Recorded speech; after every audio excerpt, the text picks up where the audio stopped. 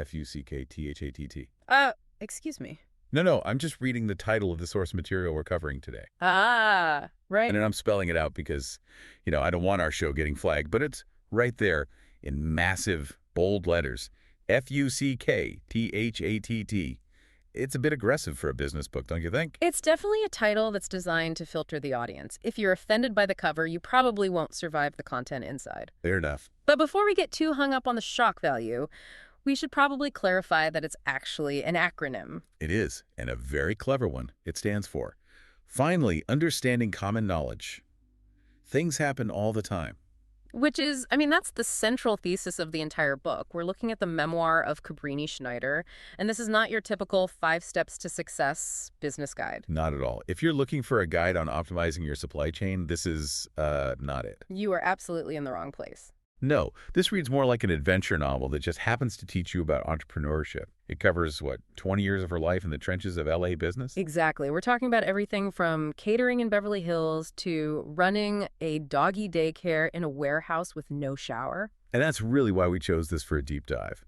Most business books, they look at success in hindsight. The story is all polished and linear. Right, it makes it sound easy. Schneider's story is the opposite. It's messy, it's chaotic. She calls it the entrepreneurial maze. But the real value here isn't just the wild stories. It's her framework for figuring out what kind of business person you actually are. That's it. She calls it finding your DNA. And I found this part fascinating because it explains why so many people are just miserable in their careers. So she breaks it down into 3 types. But Yeah. Is this based on, actual psychology? Or is it more her own observations? It's observational for sure, but it lines up pretty well with personality psychology. She breaks it down into the nonpreneur seeker, the standard entrepreneur, and then her category, the DNA entrepreneur. Okay, let's parse those out because I think a lot of listeners are going to recognize themselves here. First up, the nonpreneur seeker. This sounds like the person who buys all the domain names but never actually launches the website. Precisely. The seeker is a dreamer. They have notebooks full of ideas. They look at a coffee shop and think, oh, I could do this so much better. But they're paralyzed by the actual mechanics of the how. Exactly. They fear that transition from a safe paycheck to the total unknown. So they stay put. Is that really a bad thing, though? Some people just want stability. It's not bad if you're happy. It's bad if you're tortured by the what if. Yeah. That's the seeker's burden. Then you have the next level up, the standard entrepreneur. Which implies there's a non-standard one coming. Right. The standard entrepreneur actually takes the leap. They open the business. But Schneider argues their motivation is often external, money, status, a certain lifestyle. So when the chaos hits, and it always hits, they retreat. They see the chaos as a sign they made a mistake. And they often go right back to a corporate job because what they really want is stability, not autonomy. Which brings us to her category, the DNA entrepreneur, or the DNA-E, as she calls it. The DNA-E is different. For them, starting things, it isn't really a choice. It's more like a compulsion. They are risk-tolerant to a fault. They learn by doing, not by spending 6 months writing a business plan. Yes, and they often don't have an exit strategy because they're so consumed by the act of creation itself. It sounds almost biological, like they can't help themselves, even when maybe they should stop. She would say it is. It's in the blood. And in her case, she traces that bloodline directly back to her father in New Orleans. His story is, well, it's a masterclass in the highs and lows of this personality type. It really does sound like a movie script. Yeah. He was a bricklayer who became a millionaire. Yeah. Her father was a blue-collar guy, but he had this vision for a tri-level nightclub called A Touch of Class. And he literally built it. We're talking gold, clawfoot pool tables, red felt, the whole deal. Wow. He went from being a laborer to a millionaire fast.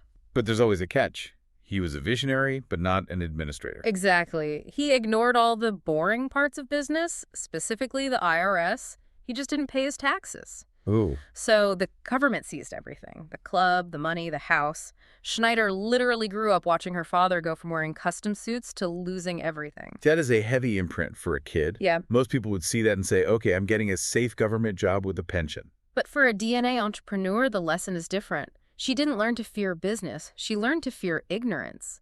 She realized her father failed because he didn't understand the game, not because his vision was bad. It taught her resilience. And a healthy fear of the details. Speaking of resilience, we have to touch on her personal rock bottom. Because before any of this, she survived something that honestly should have killed her. Their overdose at 17. Yeah.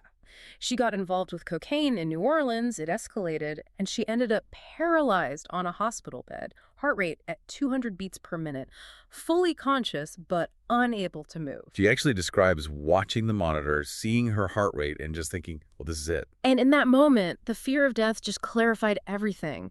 She remembered a trip to Los Angeles, the blue sky, the feeling of possibility. She survived, and that instinct just flipped a switch. She bought a one-way ticket to LA with $300.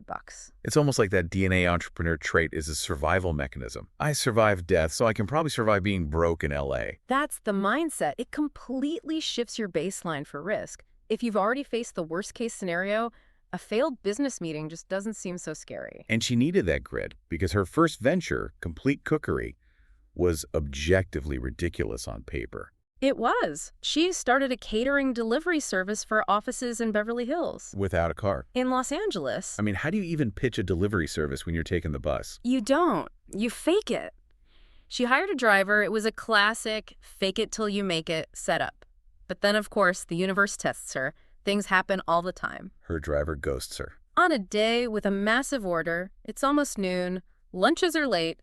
This is the moment a standard entrepreneur might just fold. Or at least panic and call the client with an excuse. But Schnyder, she knocks on her neighbor's door, a woman named Mrs. Helen, and she somehow convinces this neighbor to drive her into Beverly Hills to deliver all the food. And the funny thing is the clients actually preferred it, right? They loved it. She'd been hiding behind this professional facade, but the customers connected with her. They liked seeing the owner. It was a huge lesson. In the beginning, you're the product. But even with that success, that little voice craving safety crept back in. She eventually took a corporate job, Pitney Bowes. She wanted that mountain view and the steady paycheck. But this leads to one of my favorite stories in the book because it perfectly captures the feeling of being in the wrong job. The postal discount meeting. I think we've all been in that meeting. Oh, yeah. She's sitting there listening to a colleague who's been at the company for 22 years, and this guy is genuinely, truly passionate about postal discounts. He's excited. And she has that moment of clarity. She thinks, I don't care about postal discounts. I don't even really know what they are. It's that realization you're wasting your life climbing a ladder you don't even want to be on. So she quits. On the spot. Writes her resignation on a scrap of paper and walks out to, as she puts it, mind her own business. Which brings us to the era of Cabrini Spot and the infamous German man. Now, I want to challenge this a little because usually when business books talk about conflict, it's about negotiation or legal action. Schnyder's approach was different. To say the least. Yeah. She rented a space next to a tenant she calls the German man. He was aggressive, allegedly smoking crack, just terrorizing the whole block. So a standard entrepreneur calls the cops or tries to break the lease. Schnyder calls a spiritual cleaner. Essentially, yes. A woman named Zara. Schnyder decided the problem was negative energy. So they walked the space, read from the Bible, and burned sage. And what happened? 2 weeks later, the guy was evicted. Okay, so coincidence? Or did the sage actually work? Well, from a business perspective, the magic isn't the point. The point is her locus of control. She couldn't control the neighbor, the police weren't helping, so she controlled her internal environment. She refused to be a victim.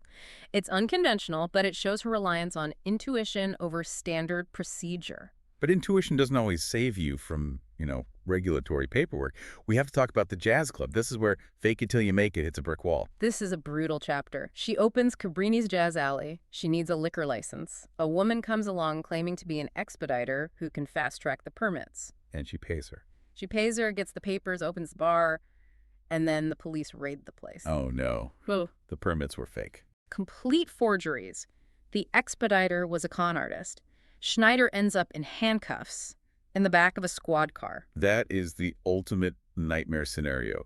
You think you're a CEO, and suddenly you're a criminal. It just highlights the vulnerability of the DNA entrepreneur. They're so eager to start that they can skip the due diligence. It was a very harsh lesson. You can hustle your way into a building, but you can't hustle the law.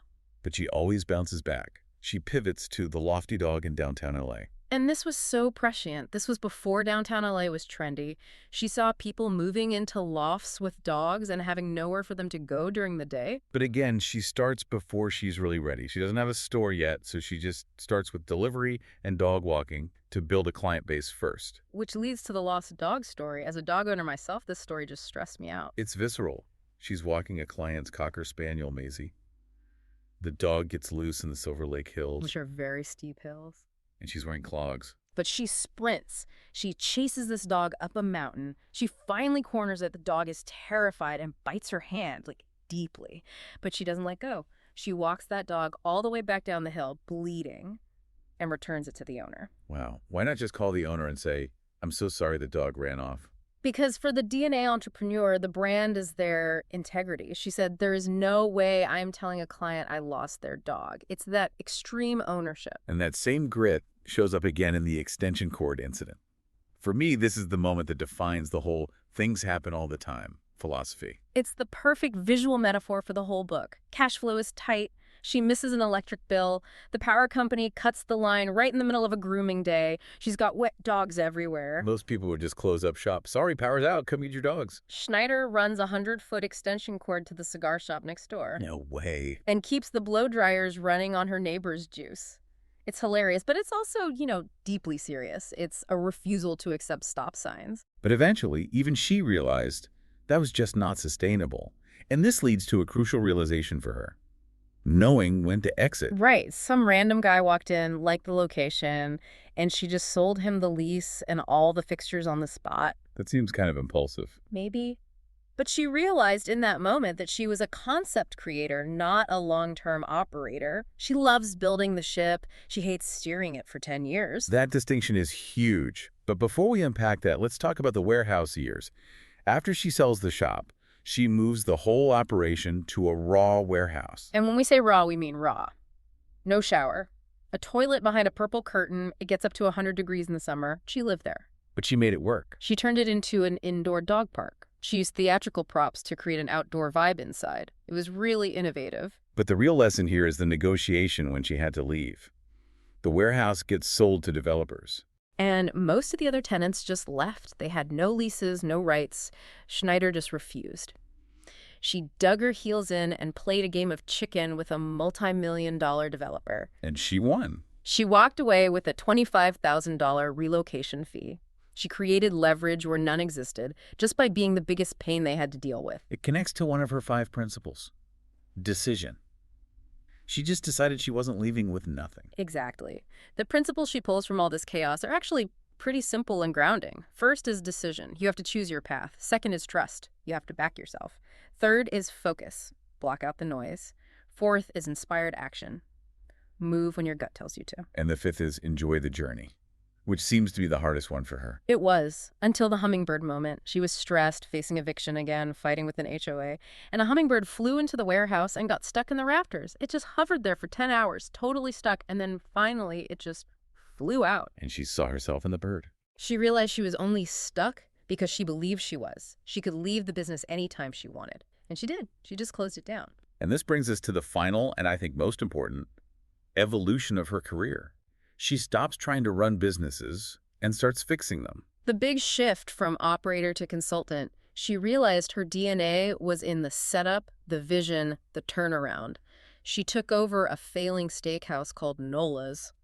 It was an identity crisis on a plate. A Korean owner trying to run a flavorless steakhouse. So Schnyder comes in, rebrands it as a New Orleans supper club, teaches the kitchen how to make a real roux, brings in live jazz, and revenue doubled. She did the same thing with a coffee shop, right? Coffee on Central. Yep. The owners were trying to be Starbucks. She turned it into a smoothie spot for the local high school kids because she actually bothered to watch who was walking by the window. This is the concept creator at work. And I want to pause here because this is a big takeaway for our listeners. We often conflate entrepreneur with person who has to do everything. We do. And it's so damaging. We think if you have the idea, you also have to be the CEO, the CFO, and the HR manager forever. Schnyder's journey proves that you can be the spark without having to be the engine. So how does someone listening know if they are a concept creator or an operator? What are the signs? Well, if you love the launch, the logo design, the empty space, the chaos of opening night, but you dread the weekly staff meeting or the payroll spreadsheet, you are very likely a concept creator. The symptoms are boredom and resentment once the business stabilizes. Exactly. And if you love optimizing systems, tweaking processes, and seeing that steady growth, but the blank page scares you. Then you're an operator. And the magic happens when those two types partner up, but the misery happens when a creator tries to force themselves to be an operator. They burn out. Or worse, they sabotage their own business just to make it interesting again. So if you're listening to this and you just feel exhausted by your business, maybe the problem isn't the business. Maybe you're just playing the wrong position on the team. That's it, exactly. You might be a nonpreneur who needs a partner to execute your ideas, or you might be a DNA entrepreneur who needs to hire an operator so you can go start the next thing. Things happen all the time. That's the rule. The only variable is how you are built to handle them. The acronym F.U.C.K, T.H.A.T.T isn't just a profanity, it's a permission slip. It's permission to acknowledge the chaos, shrug it off, and pivot to what you actually want to be doing. So here's our challenge to you for this week. Look at your current role, your job, your business. Are you the bird stuck in the rafters for 10 hours just because you think you have to be there? Are you chasing a postal discount passion when you should be writing your resignation on a napkin? Figure out your DNA. Wow. And if the shoe doesn't fit well, F-U-C-K, T-H-A-T-T. Indeed. Thanks for diving in with us. We'll see you in the next one.